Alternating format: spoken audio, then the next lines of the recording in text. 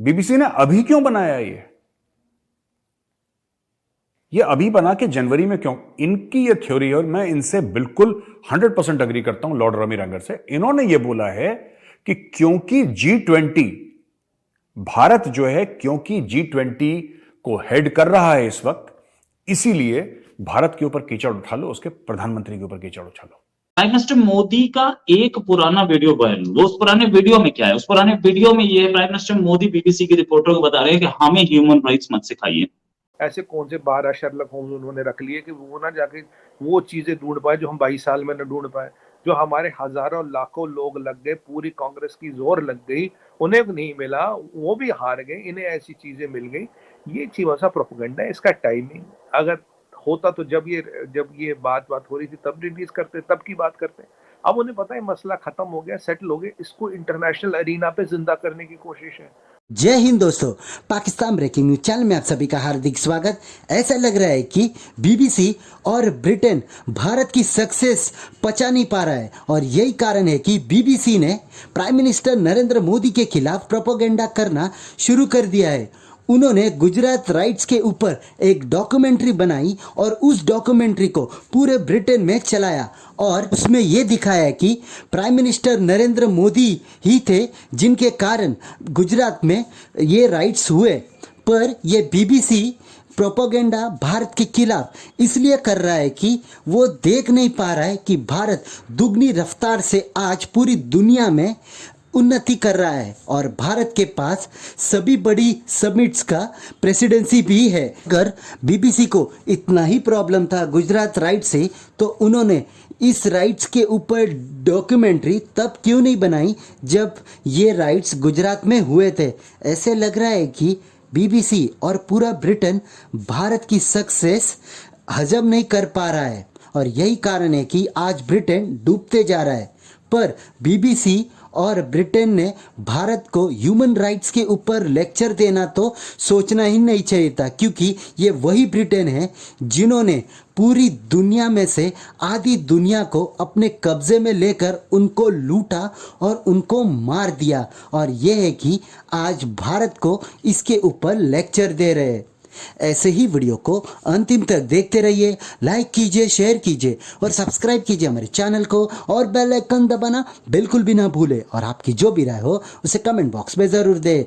धन्यवाद। कि क्योंकि G20 भारत जो है, क्योंकि G20 को हेड कर रहा है इस वक्त, इसीलिए भारत के ऊपर कीचड़ उठा लो, उसके प्रधानमंत्री के ऊपर कीचड़ उठा लो। पिछले साल क्यों नहीं करा डॉक्यूमेंट्री? उसके 5 साल पहले क्यों नहीं करी? क्योंकि ये जो डॉक्यूमेंट्री है ये तो आर्काइवल फुटेज है, ये वो उसको ट्विस्ट करके घुमा दे। इस डॉक्यूमेंट्री में, राइट, इस डॉक्यूमेंट्री में इन्होंने इस तरीके से चीज प्रेजेंट करी है कि न्यूज़पेपर क्लिपिंग दिखाई है या कुछ दिखाया है या किसी का बयान दिखाया है या कोर्ट में क्या हुआ है ये दिखाया है। उन्होंने ये सब दिखाया है। और आप अगर गुजरात में जो हुआ, लोग मारे गए, इसका बिल्कुल सभी को अफसोस है, ऐसी बात नहीं है, लेकिन अगर आप उसके बारे में बैकग्राउंड नहीं जानते हो कि कौन उसका रिस्पॉन्सिबल था, तो आप इस डॉक्यूमेंट्री के झांसे में आ जाएंगे, 100% इसके झांसे में आ जाएंगे। क्योंकि इतनी प्रोपेगेंडा की खूबसूरती यह होती है कि आपको लगता है सच बोल रहे हैं। प्रोपेगेंडा क्या होता है? आप झूठ बोलेंगे, दैट इज नॉट प्रोपेगेंडा। वो तो झूठ होता है। प्रोपेगेंडा यह होता है कि बिल्कुल एक झूठ को लेके, ठीक है, झूठ क्या है कि हमें मोदी जी की छवि पे कीचड़ उछालना है। ये आपने डिसीजन करा, फिर आपने फंडिंग ली लोगों से, और फिर आपने गोल गोल जैसे मिठाई के ऊपर वर्क लगाते हैं ना, फिर आपने वर्क लगाना शुरू करी झूठ की, धीरे धीरे पतली पतली पतली पतली, कि आपको लगे यार ये तो सच ही बोल रहा है, यार ये तो सच ही बोल रहा है। और आप उसको देखेंगे, आपको लगेगा ये बंदा सच बोल रहा है। सही बात यह है कि सबसे बड़ा प्रोपेगेंडा, और लॉर्ड रवि रंगर ने बोला है कि क्यों करा गया ये इसलिए करा गया क्योंकि SCO यानी कि शांघाई कोऑपरेशन ऑर्गेनाइजेशन की प्रेसिडेंसी इंडिया के पास है। और सबसे बड़ी बात, मोर इंपॉर्टेंटली, G20 इंडिया में होने वाला है, तो भारत की छवि खराब करो। तो ये सब लोग करते हैं, ये एजेंसीज करती हैं, इसको पैसा देके। मेरी सिर्फ शिकायत है कि हम लोग क्यों नहीं करते, हमारे पास तो ज्यादा पैसा है। प्राइम मिनिस्टर मोदी का एक पुराना वीडियो वायरल, वो उस पुराने वीडियो में क्या है? उस पुराने वीडियो में ये प्राइम मिनिस्टर मोदी बीबीसी के रिपोर्टर को बता रहे हैं कि हमें ह्यूमन राइट्स मत सिखाइए। मैं कोई प्राइम मिनिस्टर मोदी का फॉलोअर नहीं हूं, मैं कोई प्राइम मिनिस्टर मोदी का बहुत बड़ा भक्त नहीं हूं, लेकिन सच तो यही है। एक ऐसा कंट्री जिसने दूसरे कंट्री के लोगों को और दूसरे कंट्रीज पर राज किया, उनके लोगों का दमन किया, वहां से पैसा छीना, एक कॉन्टिनेंट अफ्रीका के लोगों को उठा के स्लेव ट्रेड में डाला और अमेरिका ले गया, ब्राजील ले गया। वो कंट्री तो हमें नहीं बताएगा ना। उस कंट्री को ह्यूमन राइट्स का कोई रिकॉर्ड पता है? हमारे ह्यूमन राइट्स कहां से थे, कब से थे? हमारे यहाँ स्लेवरी का कोई हमारे यहाँ निशान हो? इंडिया में स्लेवरी कभी हिस्ट्री में मिली हो? ये फॉरेन इन्वेडर्स के आने से पहले भी रही हो? इन्वेडर्स आने के बाद तो वो अपनी कल्चर साथ लाए, उन्होंने स्लेवरी दिखाई हमें। लेकिन इनके कंट्री में तो स्लेवरी पहले से थी, पहले दिन से थी। मुझे समझ नहीं आ रहा ये बीबीसी ने यार ऐसे कौन सा था वो जेम्स शर्लक होम्स का रिइंकार्नेशन कौन सा आ गया उनके पास? ऐसे कौन से 12 शर्लक होम्स उन्होंने रख लिए कि वो ना जाके वो चीजें ढूंढ पाए जो हम 22 साल में न ढूंढ पाए, जो हमारे हजारों लाखों लोग लग गए, पूरी कांग्रेस की जोर लग गई, उन्हें नहीं मिला, वो भी हार गए, इन्हें ऐसी चीजें मिल गई। ये चीज़ सा प्रोपेगेंडा है। इसका टाइमिंग अगर होता तो जब ये बात हो रही थी तब रिलीज करते, तब की बात करते। अब उन्हें पता है मसला खत्म हो गया, सेटल हो गया, इसको इंटरनेशनल अरीना पे जिंदा करने की कोशिश है, भारत को रोकने की कोशिश, भारत के अगेंस्ट प्रोपेगेंडा की कोशिश, भारत के प्रधानमंत्री के अगेंस्ट प्रोपेगेंडा की कोशिश। जब आप रशियन यूक्रेनी वॉर को नेगोशिएट कर रहे हो, दिक्कत आपकी है। हालत तो यूके की अभी ये, they have to decide between eating and heating. With due respect, हालत खराब है इकोनॉमी की। आप देख रहे हैं कि 3.75 तो सेंट्रल बैंक का इंटरेस्ट रेट हो गया, 12% इन्फ्लेशन पे जी रहे हैं, नौकरियां जा रही है। और अब मैं बोलना नहीं चाहता पर आज बोल दूंगा। मैं यूजुअली मैं बोलता नहीं, मैं पर्सनल अटैक नहीं करता किसी को, आज बोलूंगा।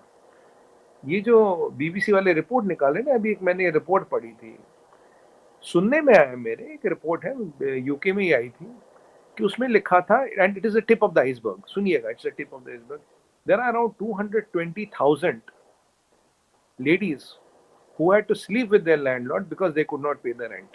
भाई जो इमरान हुसैन है, जो हल्ला कर रहा है वहां पे, इमरान हुसैन का जो असली में मुल्क है पाकिस्तान, भारत को क्या करना चाहिए? मैं तो ये जो भी हमारे information and broadcasting ministry, I think Anurag Thakur साहब देख रहे हैं, तो मेरी उनसे रिक्वेस्ट है, जो भी मिनिस्टर साहब देख रहे हैं, मेरी उनसे रिक्वेस्ट है, आप पैसा दीजिए ना। कितना पैसा लगता है? 8-10 करोड़ रुपए सैंक्शन करिए।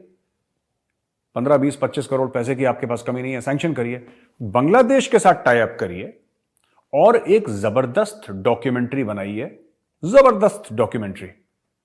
और वो बोलिए कि बीबीसी को तुम ये भी दिखाओ, और बीबीसी नहीं दिखाएगा, कोई और दिखाएगा।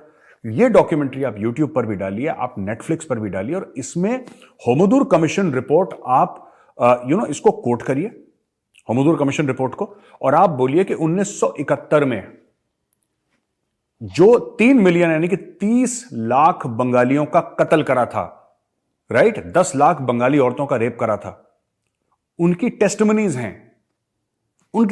हैं, उनके ऊपर भारत को और अंग्रेज को लाइए, गोरे को, गोरा कमेंट्री देगा। मैं आपको बता रहा हूं, आप सिर्फ फंड करिए, बाहर से बुलाइए किसी अंग्रेज को, अंग्रेज जाएगा, बांग्लादेशी गवर्नमेंट से बात करिए, they will be more than happy to cooperate. उनके पास तो पूरा डेटा पड़ा हुआ, पूरी डिटेल्स पड़ी हुई है कि कहां कहां पे पाकिस्तानी फौज ने ये करा, कहां कहां पे पाकिस्तान ने क्या करा। उसको अच्छी तरीके से डिटेल करके प्रोफेशनल डॉक्यूमेंट्री बनाइए और दुनिया के सामने लाइए।